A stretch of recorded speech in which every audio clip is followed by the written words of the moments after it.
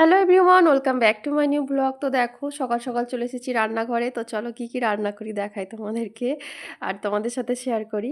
তো বরকে বলেছিলাম হচ্ছে পুঁই শাক খাবো, তো তার জন্য দেখো এত পরিমাণ পুঁই শাক নিয়ে এসেছে যে প্রত্যেক দুদিন ছাড়া ছাড়া রান্না করছি, তাও পুঁই শাক শেষ হচ্ছে না।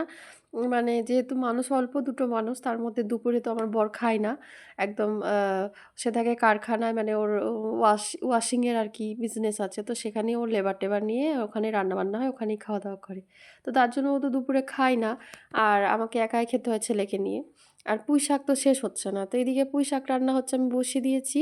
আর পুঁই শাক রান্নাটা কিন্তু আজকে ইলিশ মাছের তেল দিয়ে রান্না করছি, তো তেল দিয়ে রান্নার জন্য পুঁই শাকটা হচ্ছে হেভি সুন্দর একটা ঘ্রাণ বেরিয়েছে আর কি।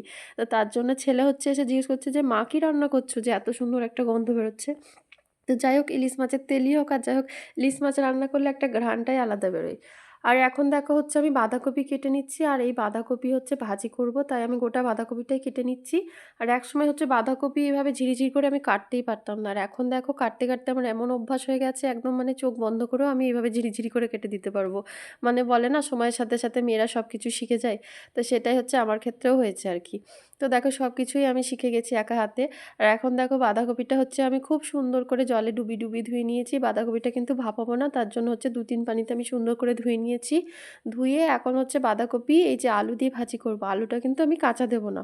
তো তার জন্য দেখো আমি এই আলুটা হচ্ছে এভাবে ডুবো ডুবো করে কেটে আর একটু সর্ষের তেলে নুন আর হলুদ দিয়ে একটু ভাজি করে নেবো, ভাজি করে আলুটা উঠিয়ে নেবো আর কি। আলুটা কিন্তু আমি এখন দেবো না, বাঁধাকপিটা অনেকটা কমে যাবে, তারপরে আমি আলুটা অ্যাড করবো।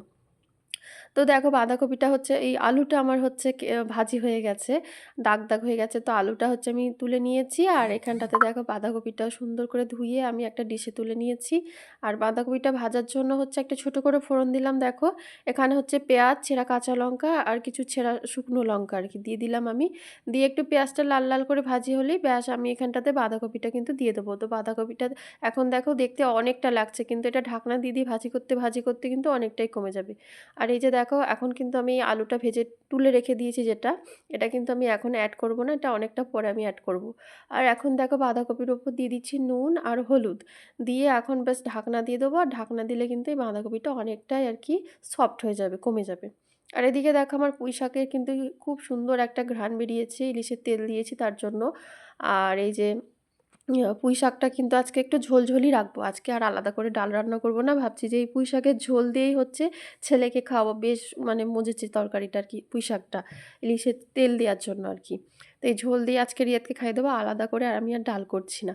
আর এখানটাতে দেখো বাঁধাকপিটা কিন্তু অনেকটা কমে গেছে, আর এখন দিয়ে দিচ্ছি কিছু তেজপাতা, আর বাঁধাকপি ভাজিতে তেজপাতা দিলে আর কি ভালো হয় স্বাদটা। আর এই লেবুগুলো হচ্ছে কিছুদিন আগে রিয়াদের জন্য ওর বাবা নিয়ে এসেছিলো, তো ও হচ্ছে লেবুর জুস খেতে পছন্দ করে, মানে লেবু কেটে দিলে না, মানে ও লেবু একদম খেতে চায় না, তার জন্য দেখো এইভাবে জুস করে দিচ্ছি। আর এই যে ছোট বটিটা দেখো, এই ছোট বটিটা হচ্ছে কিন্তু আমাকে আমার দাদি দিয়েছিল। আর এই বটিটা কিন্তু দেখতে এরকম, কিন্তু খুব ধার আছে, তাই আমার দাদি দিয়েছে, আমি খুব যত্ন করে রেখে দিয়েছি। দেখো ছোট্ট একটা বটি, কি সুন্দর দেখতে তাই না? আর এখন দেখো এই যে লেবুর জুসটা কিন্তু আমি বের করে নিচ্ছি। আর এই লেবুর জুস বার করতে কিন্তু ভীষণ একটা বিরক্ত লাগে, কাজ করতে করতে এই একটা ঝামেলা যে কেটে দেবো খেয়ে নেবে তা না, এইভাবে জুস বার করে দিতে হবে তবে সে খাবে। আর এই যে দেখো জুস বার করতে ভীষণ একটা শক্তি ক্ষয় লাগে আর কি, মানে হাতে ব্যথা হয়ে যায়। তো দেখো একটা করে জুস বার করছি, আর এভাবে আমি গ্লাসে জড়ো করছি, তো জড়ো করে আমি দুটো লেবুর জুস বার করে ওকে দিয়ে দিলাম, আর সে হচ্ছে মজা করে খেয়ে নিল। এইভাবে লেবুর জুস খেতে সে খুব ভালোবাসে। আর এই যে দেখো এখন হচ্ছে বাঁধাকপি ভাজিতে আমি এখন রসুন দিয়ে নিচ্ছি, আর রসুন যে কোনো ভাজিতে না রসুন না দিলে হয়, রসুনের একটা ফ্লেভার থাকে, ভাজাভুজিতে আর কি খুব সুন্দর একটা ঘ্রাণ হয় আর কি।